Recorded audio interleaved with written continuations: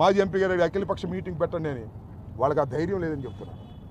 అఖిలపక్ష మీటింగ్ పెట్టి ఈ సమస్యని చర్చించే ధైర్యం పెమ్మసాని గారికి లేదు.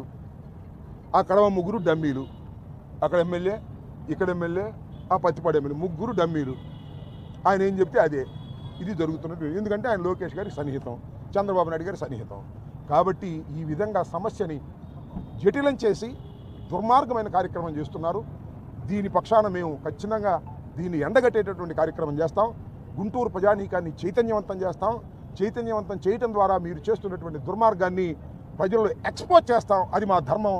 ఒక అపోజిషన్గా వైఎస్ఆర్ కాంగ్రెస్ పార్టీ కానీ భావిస్తున్నటువంటి వ్యక్తులు. అందుకోసమే మేము వాళ్ళు రావడం, ప్రత్యేకంగా రావడం జరిగిందని కూడా మేము చెప్తా ఉన్నాం.